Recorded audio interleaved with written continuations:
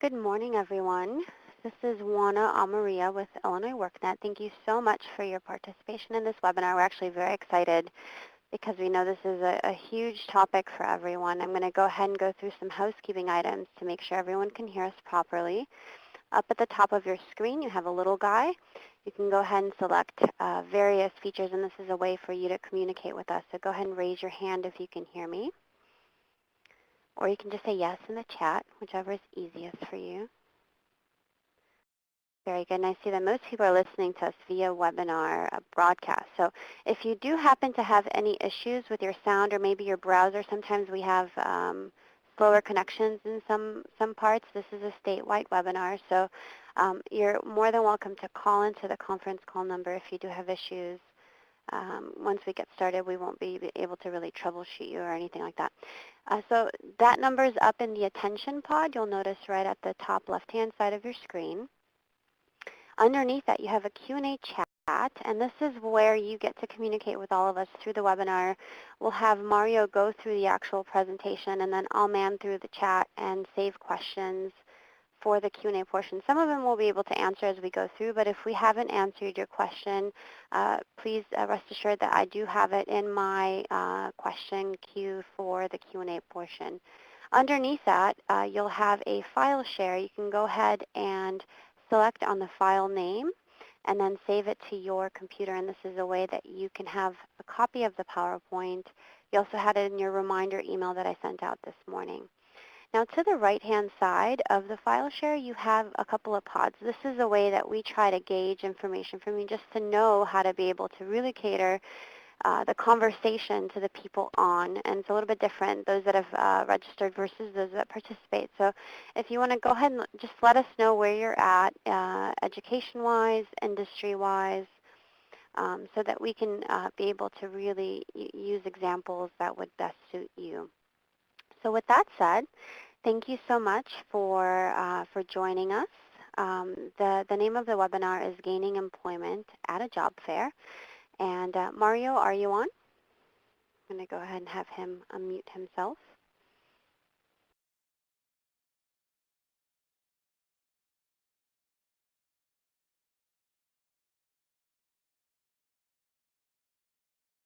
Mario, can you?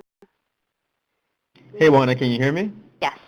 Okay, good. It would help if I actually unmuted you, huh? I was concerned there for a second. Yeah, so we have Mario Vela here from ACE, and we'll go ahead and get started. So I wanted to just go ahead and give you a little bit of background as to how this came about. ACE stands for Hispanic Alliance for Career Enhancement, and they do tons of great work all over the nation, actually. And we had an opportunity to connect with them through various different conferences here in Chicago, and we thought it'd be an amazing opportunity for us to be able to use some of the different workshops and conference preps that they do with their members. And they were kind enough to be able to provide this free to you all as a way to create a value add for those that are seeking employment. And so to give you kind of an introduction to them, I'm going to go ahead and show you who we are. So as I mentioned, my name is Juana Amaria, and I'm a workforce development specialist with Illinois Worknet, and then we have Mario Vela here with ACE, and he is the Director of Member Services. And to give you a quick introduction, this is more for you to have. I'm not going to read all of this. And Mario, you can go ahead and just give him a quick little background on you and kind of how this all came about with ACE. So go ahead, I'm going to turn it over to you. So I've actually been with ASE for a year and a half now. Serving as Director of Member Services, I'm responsible for many of our partnerships, mainly corporate partnerships that are interested in talent. So ASE really focuses on three key areas. Is really one is the recruitment, two is the networking, and three is the professional development. We focus on Latino professionals, but our membership is 70% Latino, 30% is non-Latino. So our events, our programs, our services are geared towards Latino professionals, but aren't just closed to Latino professionals. So anyone can be a member of ASE.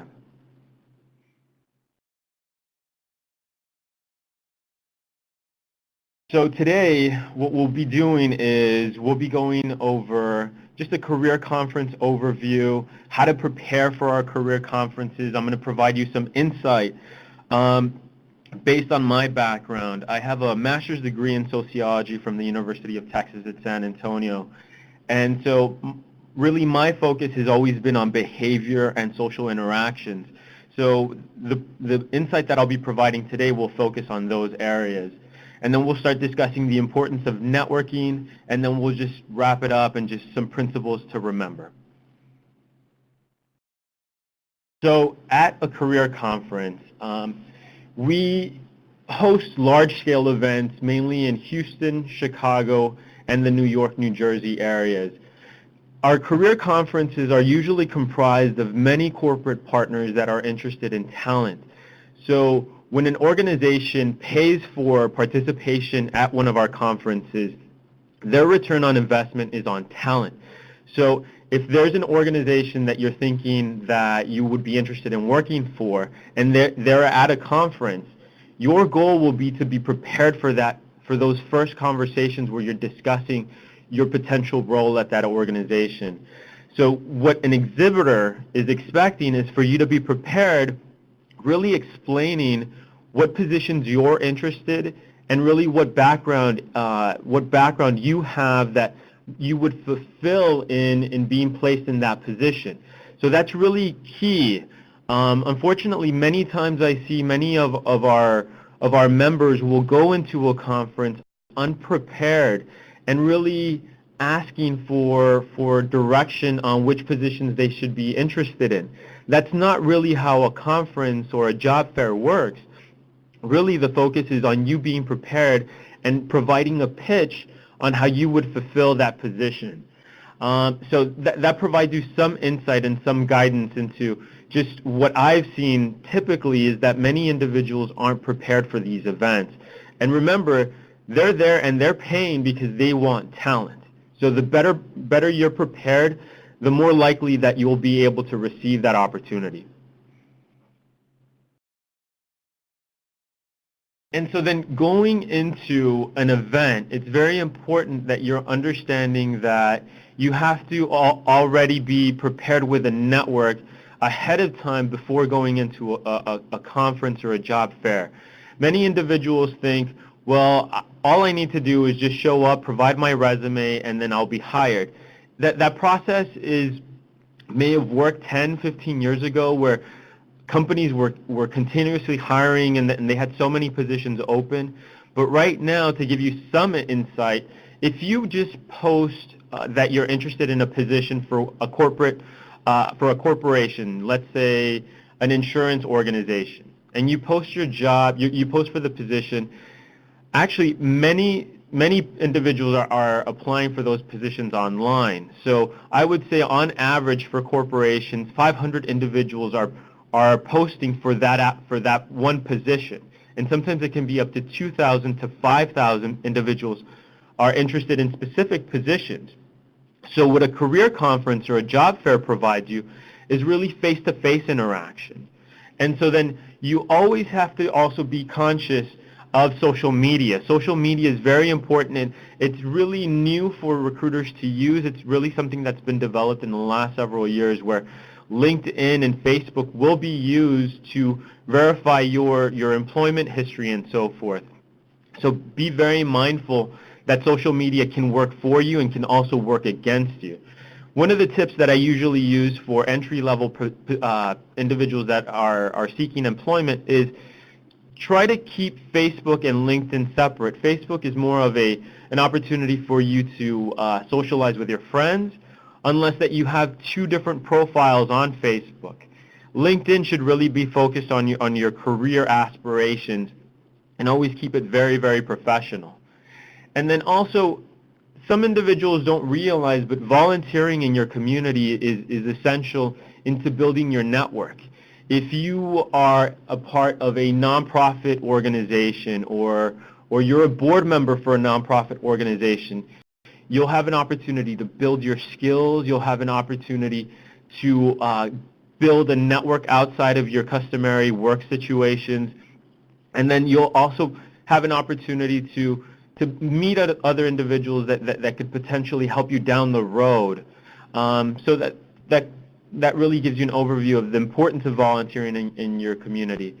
And many Mario, people, I'm really sorry. quickly, I just wanted to add, for those of you that are not familiar, Illinois Worknet does a ton of different webinars on social media in the workplace and kind of how to utilize and how to protect yourself from it. And I think there's a stat, something along the lines of like 96% of recruiters use LinkedIn to screen and to find talent.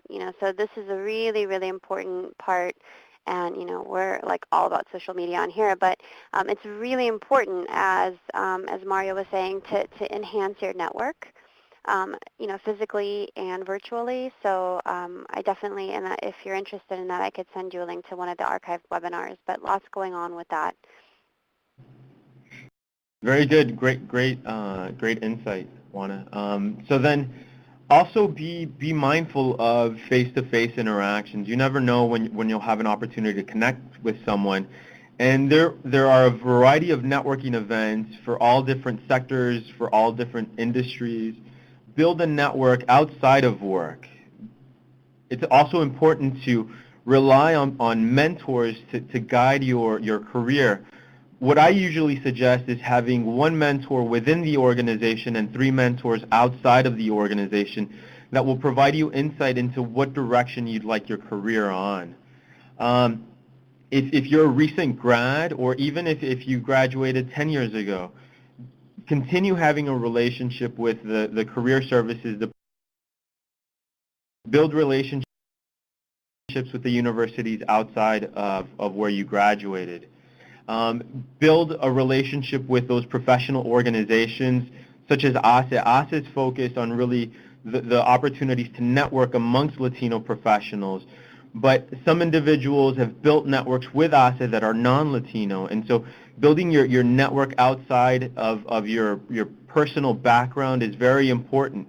I frequent many different types of organizations that serve different populations, and you build relationships there as well.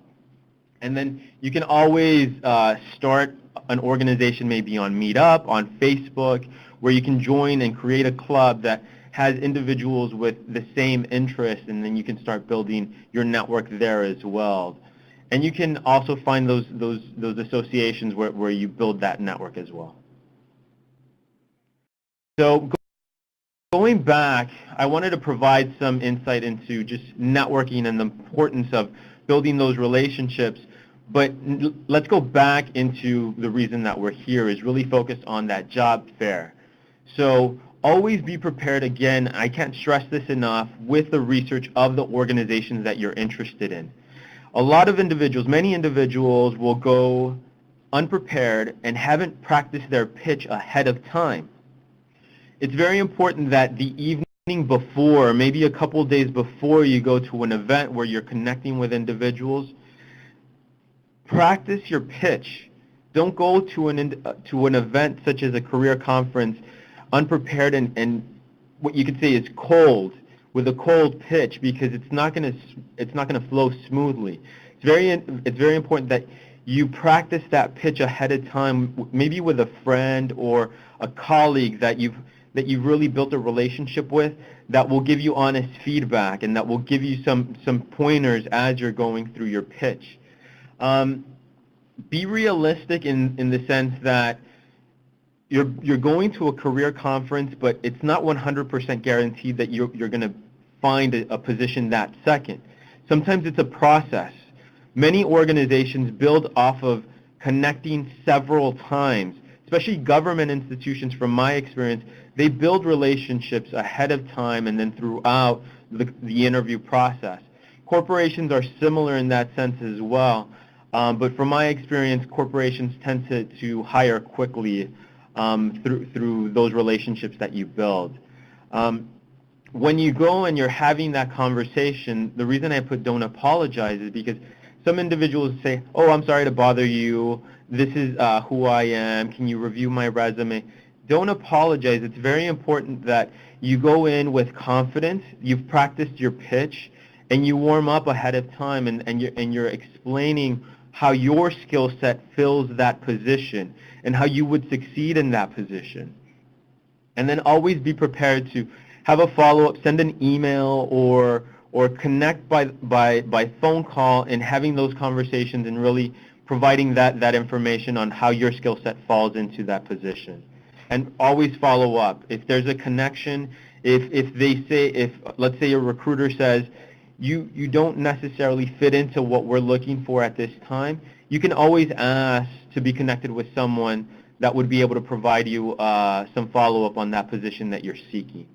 And something else to think about with the follow-ups, there's stats out there that say that only about 4% of job seekers actually follow up on positions that they've maybe now it's a little bit higher because people want to distinguish themselves, but more often than not, that's one way to stand out, and then it's one way to fine-tune. So maybe like Mario said, that you may not be right for that position. They'll tell you why, and then you can go back to your resume, go back to your pitch, go back to your perspective on however you're doing your job search, and be able to fine-tune and go back and try it again in a more successful way. And when you're having that conversation with a recruiter, it's always important that you explain that skill set again, because many individuals don't have that talent, or they haven't cultivated that talent. A recruiter's really going to have maybe about a minute to have a conversation with you. So it's very important that for that 1 minute you can shine and explain what your skill set is.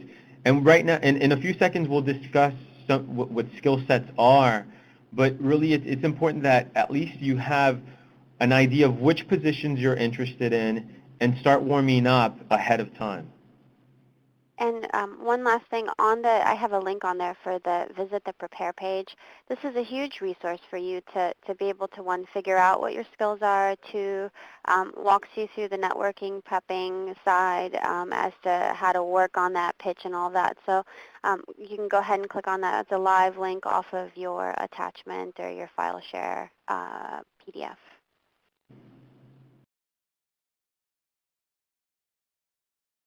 So as you're having a conversation with a recruiter, it's always important to be genuine and smile as you're having the conversation. And I understand that sometimes it's difficult because there's many pressures surrounding you landing this position, but being comfortable, being relaxed, and smiling will show the recruiter that you're interested in the position and that you're confident in your abilities. So always remember to smile, be comfortable with who you are. If you're prepared, if you've prepared ahead of time, you'll see that having that conversation with a recruiter, and if you have one bad conversation with one recruiter, that doesn't necessarily mean that all conversations will go that way. Sometimes it's a matter of connecting with the right recruiter. We all have different personalities, and when you're having that conversation, if you're comfortable, if you're genuine, if you have the ability to use the person's name, you'll be able to connect with them much more quickly. And as you're having that conversation, remind yourself of why you studied what you studied, or why your career is headed that direction, that you're seeking that employment opportunity. Be very comfortable in tapping into your passions, into what really sets you apart from everyone else. What have you done throughout your career that's made you better than the person next to you? Unfortunately, right now is a very competitive market, but as you're comfortable and as you're smiling and as you're tapping into what made you realize that this career was the right path for you, that'll shine through as you're having that conversation with the recruiter. And again, as we mentioned earlier, request those introductions with someone else. If they don't have the opportunity, connect with someone else. Recruiters usually will be very honest and let you know if there's a different opportunity with a different department or a different recruiter, because in the end, they're all seeking that talent.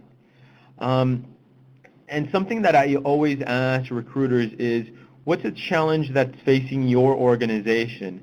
And so if someone says, right now we're having this financial situation or this marketing PR situation, offer insight into how you would really benefit that situation, or how you could improve on that situation.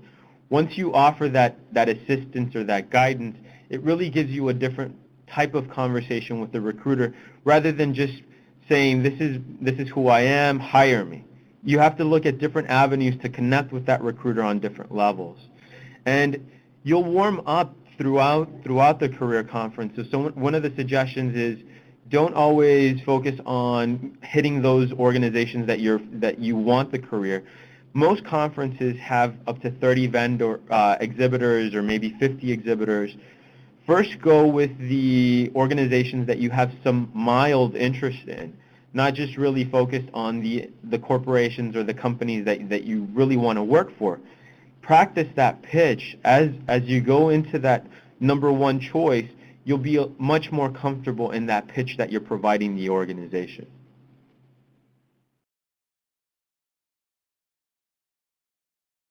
And so we were discussing earlier building the network and offering that inviting image of who you are as a professional. It takes time. Many professionals that I've coached, and last year I coached approximately 150 individuals, and the individuals that are currently seeking employment, that are unemployed, have a tendency to really question themselves. And what I remind those individuals is that really right now the market is challenging, and sometimes it's not the fault of the individual. It's just circumstances they're in, but they have to continue connecting through a variety of different opportunities, not just focused on those opportunities that are online. Many individuals that I've coached unfortunately think, I'm just going to be focusing my efforts on applying online to the variety of positions that are being offered. Right there is really a misconception of what it takes to really connect with people on a face-to-face level. And I've noticed that individuals that are currently unemployed have a tendency to rely on technology to connect. But really, the individual that is unemployed should be out making those relationships, preparing that pitch, focusing on the past successes that they've had in connecting to individuals with recruiters. I'm sorry. And something, just to throw this in, the best way to kind of do this, because Mario's mentioning, a lot of people just kind of like sit back and think that you're going to get something. You reach out to people, for instance, through LinkedIn or through the various associations, right? And that's your vehicle to be able to connect with that person and say, hey, I noticed that you worked at this company or that you're in this position. And you could send them a message on LinkedIn and say, how did you get there? Would you mind meeting for coffee for 15 minutes? And I can guarantee you, and I don't know, Mario, I'm sure you can also, kind of jump in on this one, but there's so many people that reach out to me that say, hey, do you mind if I could just pick your brain for 15 minutes? And more likely than not, if you've got your conversation organized by then, anybody will be willing to, if you make it convenient for them to be able to help you out with that. So use technology to connect with those people and then build that network, and then they'll, pass you on to the next person or give you that one new piece of information that you need to get that job. And going back into really social media and LinkedIn as a tool, the introductions that you have and that you've made and the connections that you've created, LinkedIn is an amazing tool for you to keep track of individuals. And when you're on LinkedIn and you see someone has a new position or is hiring, connect with them immediately. You'll be surprised by how your conversation can be an opportunity for you. Some individuals think LinkedIn is just an opportunity just to see how many connections they have, but don't leverage it as an opportunity to connect with someone that individual's connected to. So let's say someone that's a second degree connection. You can use that first connection for an introduction with that second level connection.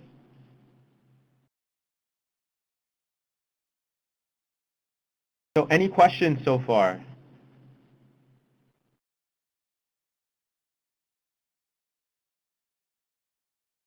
Like we're doing well so far. Okay, we'll move on. Okay. So then when you're focused on the position that you're seeking, it's very important that you prepare 3 specific strengths that are focused on that position. So for my position, I'm a director for a nonprofit organization. So my skill set has to rely on the community, because as a nonprofit organization, we're focused on the mission of our organization, not focused on necessarily profit. So my focus is on community, on professional development, and then also creating a pipeline of Latino talent. So those are three key areas that I'm focused on in my personal career. And so I'm always able to really use those three strengths, those three skills that I've cultivated in the last 10 years to really prepare my pitch and present my pitch to a variety of individuals. So I'm seeing on right now, so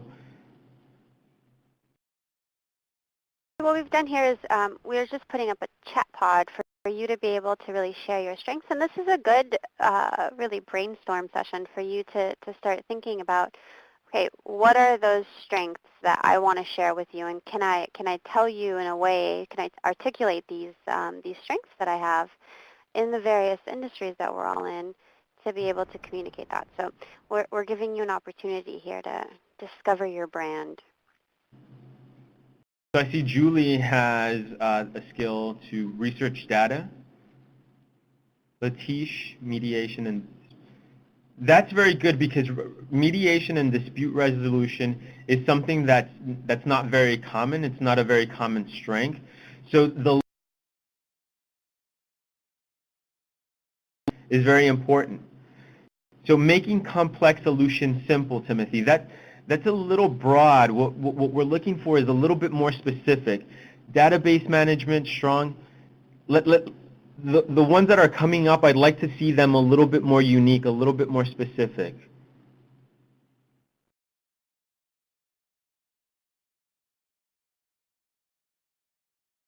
And something to Yeah. keep in mind is when recruiters are hearing this stuff, really what they want to know is that you're going to be able to use that strength to produce something for them. In the end, all your skill sets have to provide a return on investment for the organization. So focus on those skills that you offer. So relationship building. What relationships do you cultivate? Is it in a specific sector of the economy? Is it in a specific industry? A little bit. That's good. Let's make it a little bit more specific. Let's see Charlotte and John. Let's see what their thoughts are. Microsoft Word, Excel, that's good because it's very important that you have those skills for an organization, Julie. Thank you for sharing.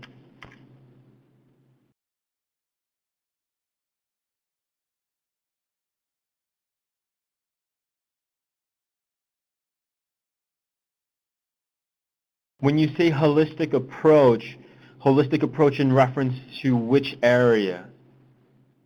Written, verbal communication skills, it's very, very important, but focused on what type of communication. Is it print? Is it media? Is it digital? Is it, let's make it a little bit more focused there. Ability to problem solve is important, but what types of problems are you solving? What challenges have you faced as a professional that you've been able to solve and streamline? So something to think about as we're doing this, I'm going to go ahead and provide a link, but on the prepare page we actually have a skills wheel, and it gives you an impression of the type of workplace skills that you need, and it really walks you through, so with communication, like what kind of communication, with problem solving or understanding the big picture. These are all things, being independent, taking initiative, all these skills kind of give you a breakthrough. I'm going to go ahead and put it in the chat so you can see it. We'll give you a good way to practice as well as a follow-up to some of these skills and abilities that you're putting in. We're going to go ahead and move on. Those of you that are writing right now, it won't be lost. You'll have a chance to finish towards the end. So I'm going to go ahead and hide this for now. Thank you so much. This is great. So this is a good way to get people in the brain juice flowing so you can think about some of the ways to connect and articulate. And there was one point that I just saw streamed and caught my attention is the ability to lead individuals through change. So if you have that ability, what type of change was your organization faced with? Was it a financial change? Was there a restructuring? Did you have to hire additional members to your team? Think about it in those specific terms. Being broad is beneficial when you're having conversations, but when you're selling your skill set, when you're pitching your skill set, it's very important to focus on those specific instances that you made a transition or you made a transformation within the organization. So now going back to our presentation, the importance of broadening your network. If you're focused on, let's say, I'll give you an example. Let's say you're an engineer and you have a tendency to focus on networking events with engineers. What will happen is you're really shrinking the opportunity to connect with other professionals. Or let's say you're in IT and you just focus on a network of IT professionals. Think of IT as being a universal opportunity within vast different areas of the economy in different sectors, in different industries. It's always important to be connected with individuals at the university level, at the nonprofit level, at corporations, the public and the private sector. Building a broad network of individuals will really enhance the opportunity for you to seek different levels of employment or different opportunities of employment. Some individuals tend to focus just on one area, let's say on one specific socioeconomic standing of professionals. Those are the professionals you're comfortable with. It's important not to just focus on individuals that are at your level, but also individuals that are at higher levels, and then individuals that you can also coach, because those individuals will have the opportunity to succeed, and you always want to maintain the best contacts, the best opportunities through a variety of individuals. And always think of the opportunity to be introduced rather than always being the one introducing yourself. When you have an opportunity to connect with individuals, if you're only focused on making that introduction yourself, that limits you, because it's important that someone else is providing that introduction in a way that they've learned of your work, they know of your skill set, and that makes their connection much more comfortable in having a conversation with you. So as you build your network, have an opportunity to have others introduce you versus just introducing yourself.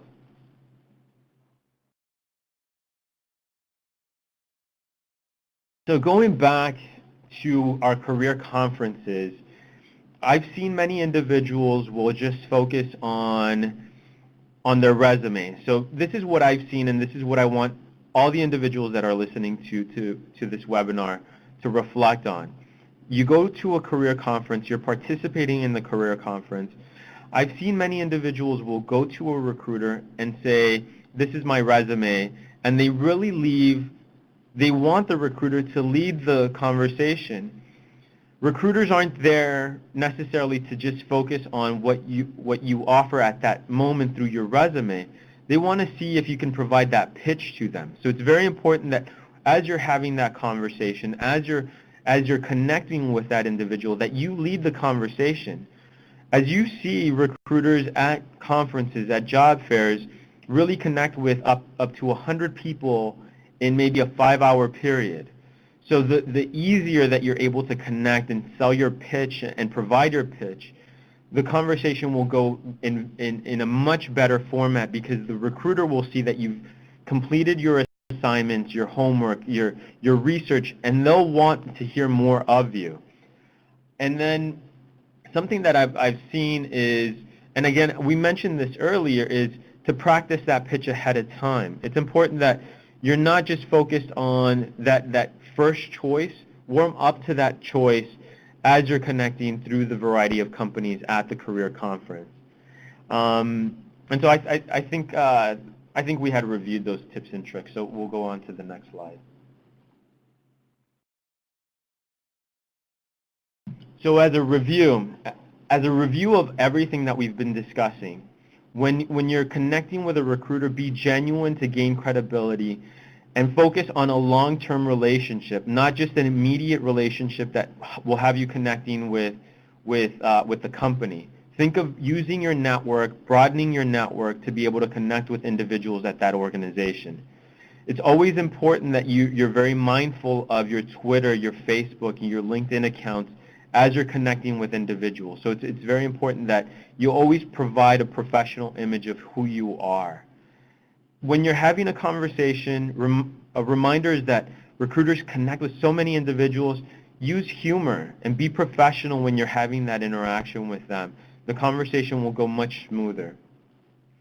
And as you connect immediately with a recruiter, don't ask for a position. Don't ask for that recruiter to really focus you on what career or opportunities they have.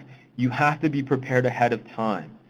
And as we discussed earlier, it's very important that you don't hide behind technology.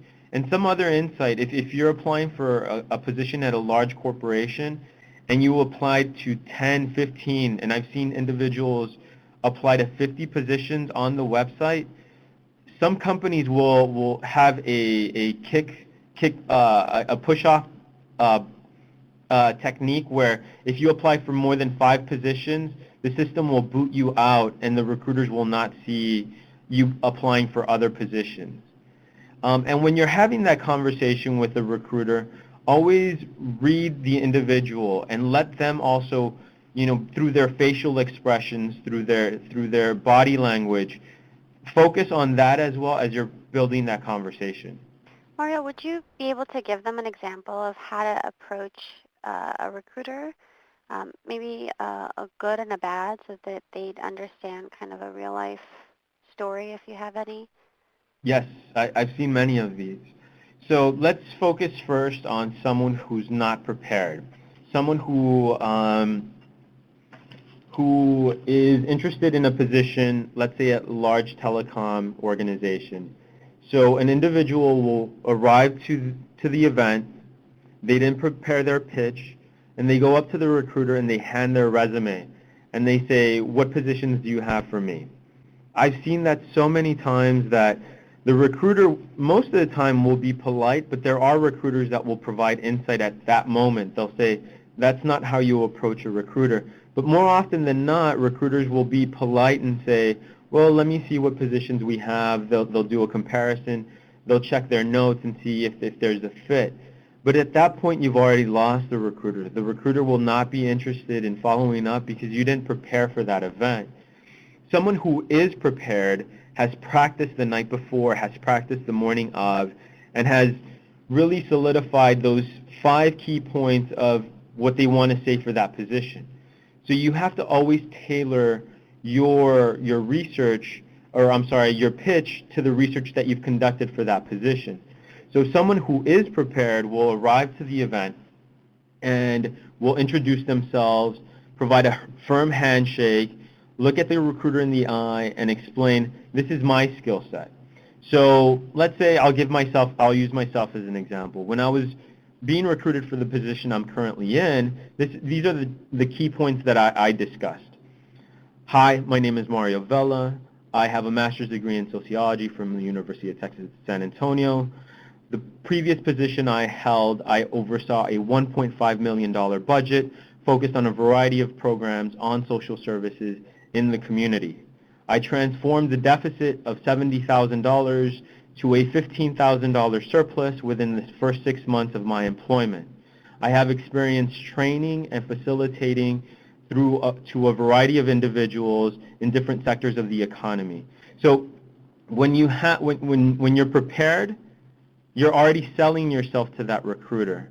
Juana, could you see the differences? Absolutely. And I think it's also really important to make that connection for them. For instance, you can go ahead and introduce yourself or whatnot and say, I noticed that you have this position open. So you're already, you show them that you've checked their website, you've checked their positions, you know what you're a best fit for. Maybe they would think differently, right? But that's, you can leave that up to them. And then you give them that pitch so that you're showing them that you're prepared. And you're saying, I saw this position with your company, and this is, and then you go into your spiel that Mario gave as to why you would be a good fit for that.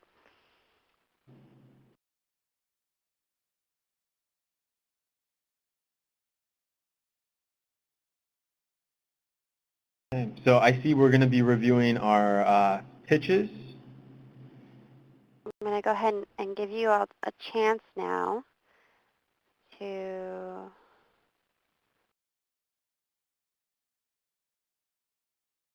So as we're loading that up, I see that Charlotte has a question concerning recruiters.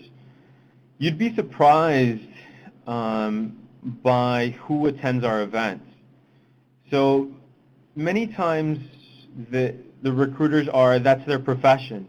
But actually, many times I've seen executives at our events, and these are large Fortune 500 organizations that they're interested in talent, and so they're working with their recruiters, but they're actually not explaining that they're an executive or someone that oversees large teams.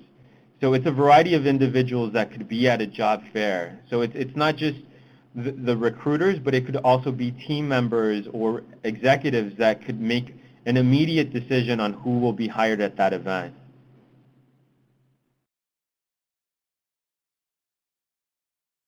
So Bill actually has a really good question here. He has a 2-year degree. How can I get past a recruiter that wants someone with a 4-year degree? There's a couple ways to do that.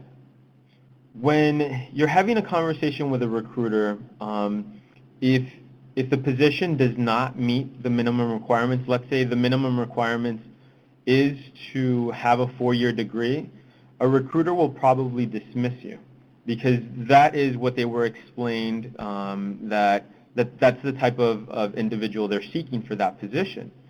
If you broaden your network and then you can have an opportunity to use your past experience. So if you don't have the 4-year degree but you have the equivalent work experience, you will not be able to really rely on a recruiter to get you to the next level. You'll have to really use your network to get you to the next level in the recruitment process.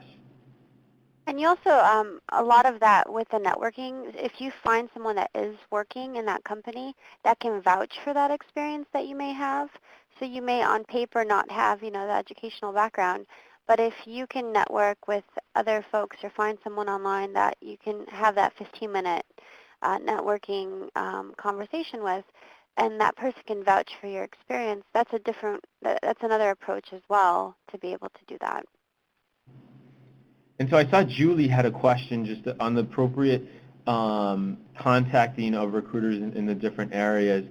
Sometimes the system's set up where you can't connect with the recruiter by phone since they receive so many different applications online. So it is about leveraging the connections that you have outside of the recruiter. Okay, so I'm seeing a couple of pitches right now. Let me go ahead and review. Okay. I'm going to start with Norma. So, accomplished executive administrative assistant, motivated self-starter who has earned a reputation for being proficient, hardworking, reliable, and for possessing a positive attitude. Norma, that's a good start, but what we want to do is really, even in the first few seconds, really focus on how are you an accomplished executive administrative assistant?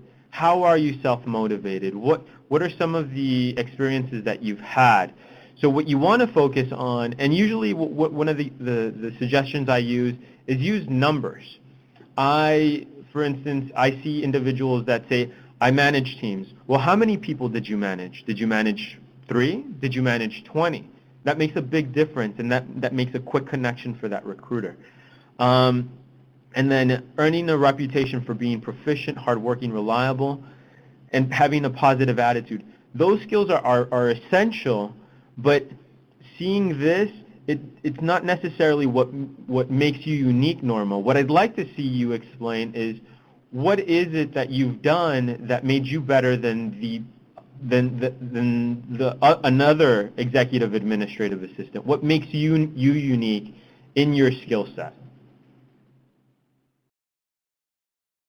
I have a couple questions here that are really good. John asks, Okay. how do you hide an advanced degree when they're only asking for a lower degree? I'm sorry. No, go No, ahead. I've seen this, and I've seen many people get hired because they omit that degree. that's just the reality right now the of the situation in the economy. Many people are hiding or omitting their degrees, and really I don't see any conflict in that. What about at the government level? Would there be, or at the state level, would there be any conflict? I unfortunately I don't know because my setup is a little bit different here at the state. But I was going to say the same thing. I would just give them the information that they're requesting, and so later on down the line, I don't think it hurts anybody to be awesome and to and to have a wealth of knowledge. So I would definitely just, if that's something, the danger there is if you're overqualified at one point or another, you may be overqualified, and then obviously there's costs to recruiting, and people want to place you and have you stay there. So keep that in mind as well for yourself. Is it a good fit, or is it just a job you're trying to get? Because that that may not be the right place for you, right? So the other question that Sirmel Young asks is, he was saying he has a Master's of Arts in Organizational Management, doesn't have a lot of experience. The best place that I could tell you, and it depends where you live, but I would really volunteer and get into organizations like Taproot, because what they do is they connect you to the nonprofits, and you do pro bono work, and even LinkedIn now has an option where you label your causes to be able to say, I have experience in kind of the stuff that Mario's saying, like this turnover of finances, or I created a website, or I created this marketing promotional campaign for so-and-so group. That's a way for you to get that experience, and they have something like 96% completion rates. And so I've added that in there within the conversation of volunteerism, but that's the way I would get that experience, is volunteer. And so going back to one of the questions from earlier is omitting. In many, at the corporate level, that's not, there's no conflict in that. But as you start interviewing and as you start being close to realizing the position, it's important that you start becoming transparent at that point, because omitting is not such a challenge as really not lying about the experience you have. So it's important that if you omit just some of your credentials, but don't exaggerate or lie or falsify your resume. Absolutely. We definitely are not encouraging any of that. So. Okay, so then let me see a couple more of these. Okay, so I'm looking at Latish. So I'm just going at random. So hello, my name is Latish. I'm interested in applying for a position in human resources management with more focus in employee relations. I have an MBA in mediation, dispute resolution, and bachelor in management with a focus in project management. I have over 5 years in experience working in HR and payroll management. So including years of experience, the focus areas of your position, your education, those are crucial to your 60-second pitch. And so at that point, what I'd like to also see is really what makes you unique. So what type of, how many mediation disputes did you resolve? What type of mediation? Was it corporate? Was it public? Was it private? You start providing a little bit of insight into that. And so again, going back into the metrics that you've established for your professional identity, it's very important that if you handled budgets, what did the budgets look like? What were the amounts? If you managed teams, how many individuals? So what I'd like to start seeing in these pitches that are coming up, include some numbers of your experience. So I'd like to see someone coming back and including some numbers on their pitch.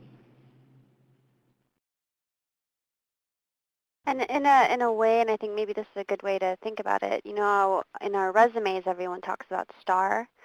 You want to quantify it in the same way with your pitch, just to get people to conceptualize what all that means in the context that you're referring to it.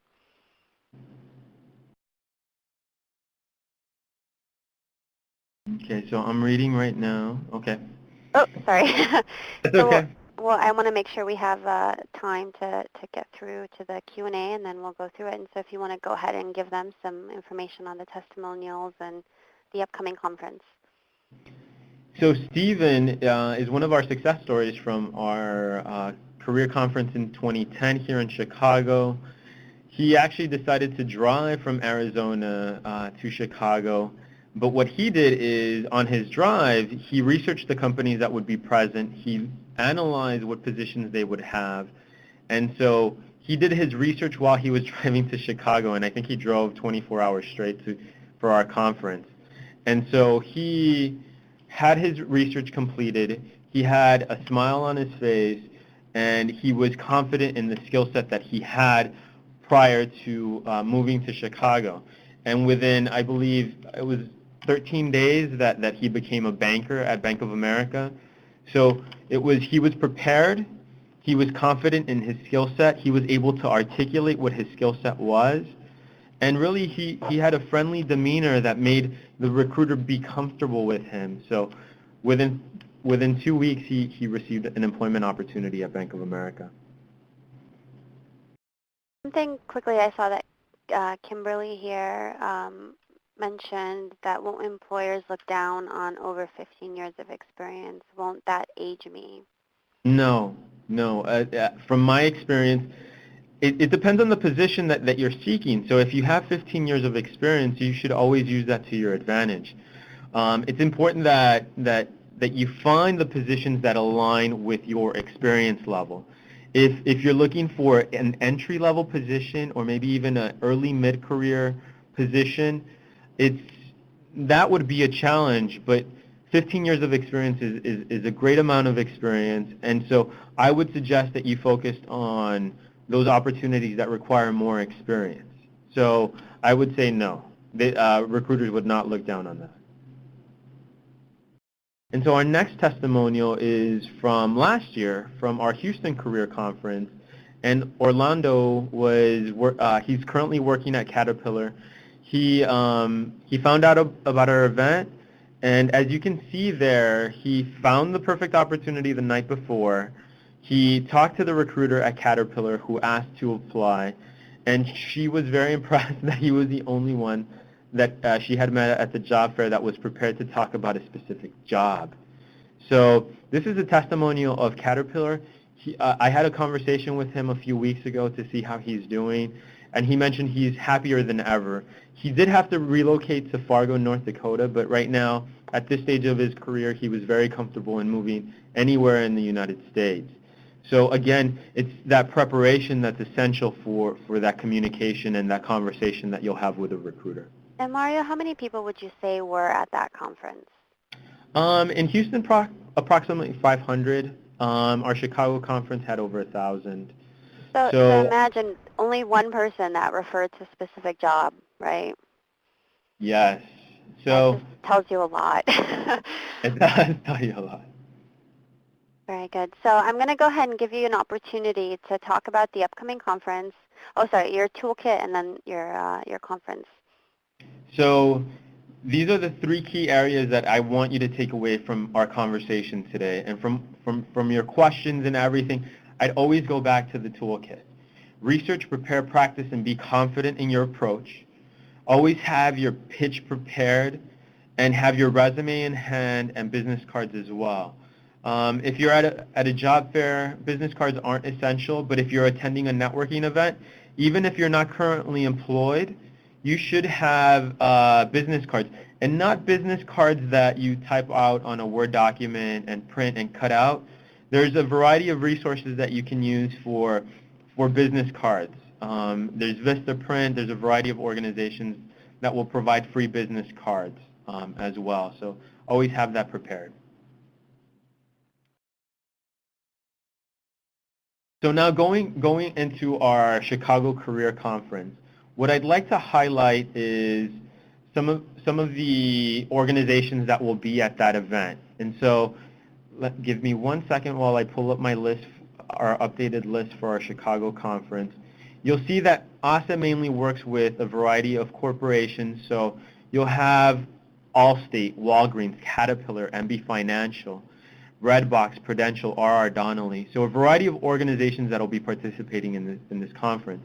We'll also have some nonprofit organizations and some public and private organizations such as Chicago Zoological Society, and then we're having conversations at the state level as well for participation. So going back, be prepared, be confident, be secure in your skill set. The only way you're going to be prepared is if you practice your pitch. Be comfortable and smile as you're having that conversation with the recruiter. So the Chicago Career Conference, now know what's required of you to have a successful event, to please say hi. And also, even ahead of our Chicago Career Conference, we'll have a couple of events. We actually have an event with Allstate this Thursday, and our events are at no cost. Our conferences and recruitment events, there are costs to our corporate partners, but they're not at a cost to our members. And so remember, 70% of our members are Latino, 30% are non-Latino. Our membership is free, and so these events are at no cost to you. So it's very important that you participate in these events to practice your pitch. And for anyone right now that has a position and is thinking, well, I have a position right now, I don't need to network, I don't need to go to these types of events. You always have to be networking. You always have to be building relationships because at this point, a variety of circumstances can happen, and it's always good to have a network in place in case anything's to happen to the position, to your position.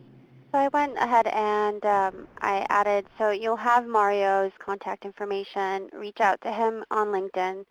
You have my information as well. And then you have an opportunity to rate this webinar. It's really important for you to let us know so that we can continue to provide great webinars for you with the resources that you need.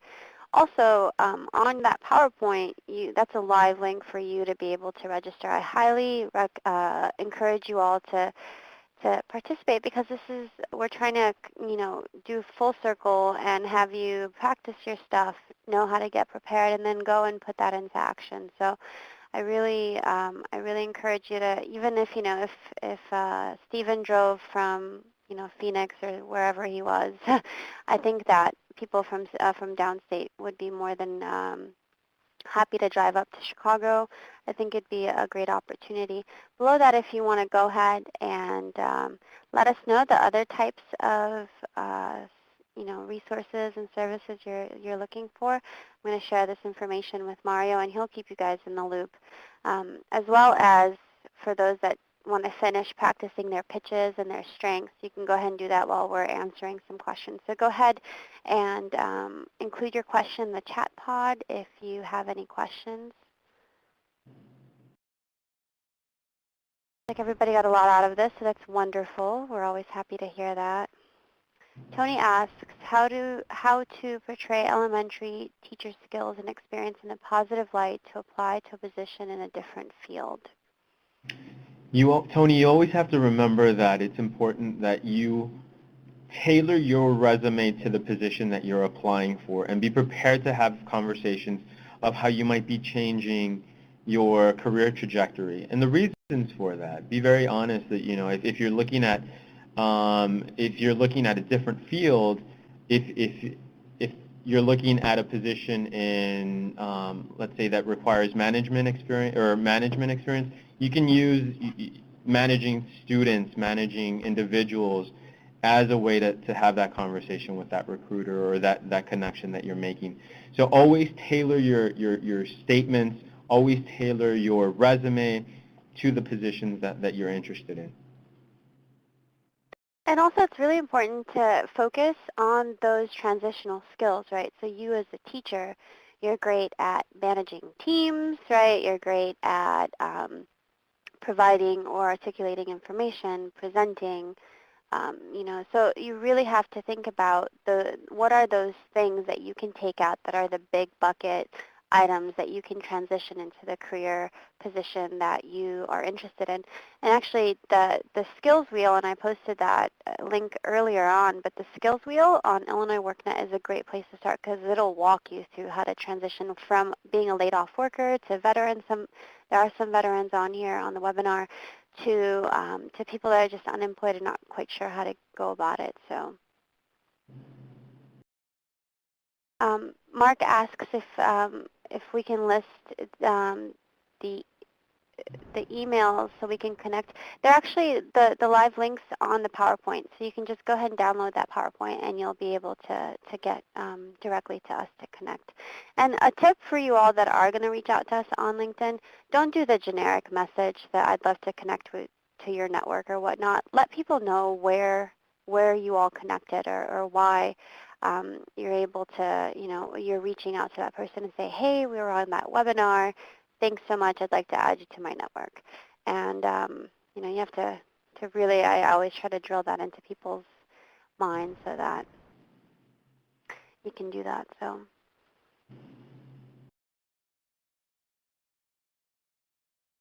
And one last point, I saw a couple of questions concerning gaps in resumes, and then also, so let's first go into gaps. I would encourage, if there's any gaps, that you include any experience that you had in between. Were you volunteering during that time and so forth?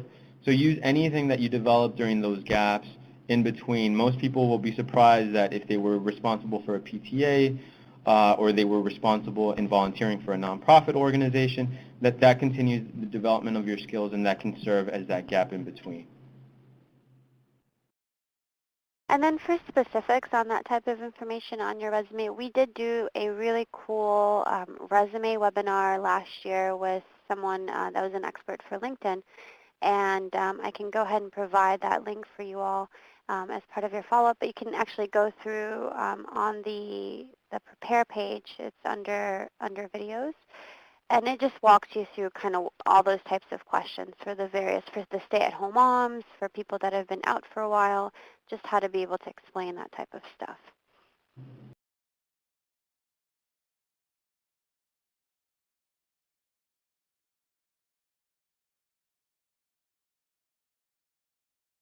And there's a couple questions here about wrongful termination or getting dismissed. Mario, do you have any tips on how to address stuff like that on your resume? So let's say if you were dismissed, when you're having the conversation with the recruiter, it doesn't always have to be focused on that. And so some individuals tend to think that that's what immediately will be picked up on. When you're having that conversation, focus first on your skill set. And then as they're comfortable with you, if it's important that they're made aware of it, that comes later in the conversation. First, focus on selling yourself, and then if you have to provide reasons for wrongful termination or dismissal and so forth, focus first on your skill set instead of leading with that. Because I've seen individuals tend to, well, this is the reason that this happened, this is the reason that that happened. Don't worry about that first. First, focus on your skill set and aligning to the position that you're interested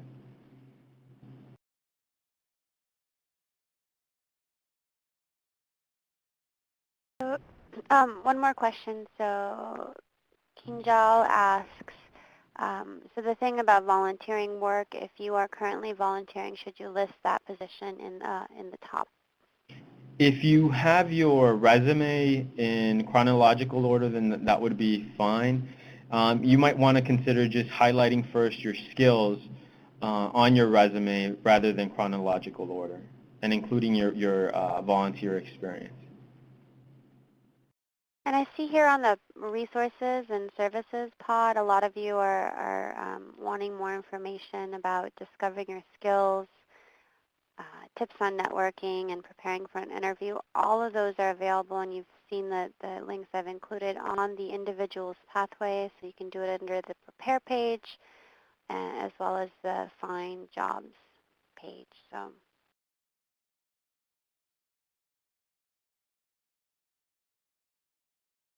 Very good. So we've come to an end, and thank you so much for all of your great questions. Thank you so much, Mario, for being able to do this for us and provide this awesome information. I will send a follow-up email to everyone to let them know, have the resources. We'll get some good stats off of the things that you've answered here.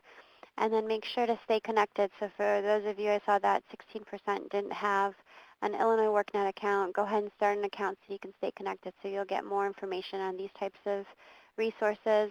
I'd also really encourage you to reach out to Mario so that you get connected for this ASE event and be able to put those skills to use and get yourself employed. So with that said, thank you so much. Happy St. Patrick's Day, right? Or at least part of his birthday. Yes. So, and I hope you all have a great day. Thank you very much. Thank you.